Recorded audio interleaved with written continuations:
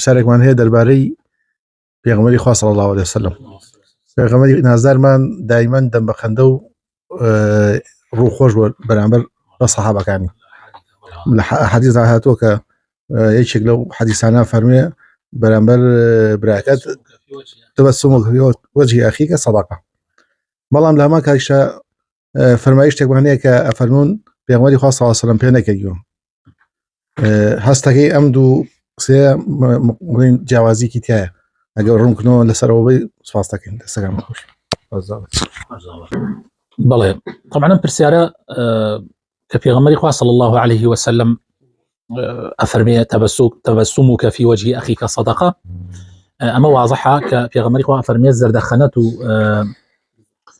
بزەی سەر لێوت بەرامبەر بە براکەت یعنی دەربڕینی خۆشی ببینینی براکەت ئەمە سەدەقەیە بەڕاستی، ئەمە سەدەقەیە. تەبەسم یعنی زەردەخەنە یان دەم بە خەندەیی، نەوەک کاتی ئەیبینێ چاوەدا بە یەکا و دەم چاوەدا بە یەکە بەنسبەت ئەوەی کە پێغەمبەری خوا قەت پێ نەکەنیوە.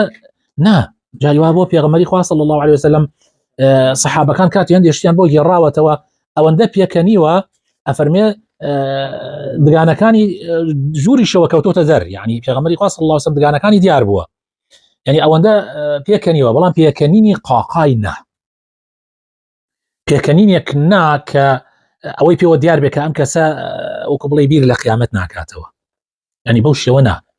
هەنێک مەجالیسەیە مەجالیسی قاقای ئەم پێکەنی و ئەو پێکەنی و ئەو لە مەجلیسی پێغەمبەران نەبووە صلی الله عليه وسلم. ئەو کەسانی کە ئەهلی ئیمانن مەجلیسەکانیان دائیمەن ئەڕازێننەوە بە ذکری خوا، زەردەخەنەی و پێکەنین و ئەم شتانەش هەیە لە مەجلیسی ئیماندارن، لە مەجلیس پێغەمبەریش هەبووە صلی الله عليه وسلم. دوای نوێژی بیانیان زۆربەی جار پێغەمبەری خوا صلی الله عليه وسلم ئەصحابەکان کە دانیشتن ئەیفەرموو کێ خەوێکیە بیگەڕێتەوە کێ بابەتێکیە باسیکە ئیتر ئەفەرمێ پێکەنین و پێغەمبەر قسەی خۆشی بۆ ئەکردن. ئەمە هەیە، بۆیە و هیچ معارضەیەک نییە لەبینەوە. ئەو پێکەنینەی کە قەدەغەی لێکراوە پێکەنینێکە پێکەنی کەسانێک کە ترسی خوا لە دڵیانە نییە، پێکەنینی کەسانێک کە بیر لە مردن ناکەنەوە. بەو شێوازە بەگینا پێکەنین و زەردەخەنینە پێکەنینێکی ئاسایی و زەردەخەنە و دەم بە خەندەیی ئەمە پێویستە مسلمان هەیبێ ئەگەر بتوانێت. هەندێک لە پیاوچاکانیش هەبوون مەسەلەن ئەگەڕنەوە ئەڵێن صلاح الدین ئەیوبی بەڕەحمەت بێ ئەڵێ بڕیاری دابوو کەوا من پێ نەکەنێ نەک دەم بە خەندەیی پێ نەکەنێ حتاوەکو بەیت المەقدس ئازاد نەبێ. یعنی ئەمە مەقسەد ئەوەیە کە پێکەنی فەرح دەرنەبڕێ. بەڵام زەردەخەنە پێویستە، تۆ لەگەڵ خێزانتە لەگەڵ ماڵ و مناڵتە لەگەڵ مسلمانانە پێویستە ئینسان دەم بە خەندە بێ.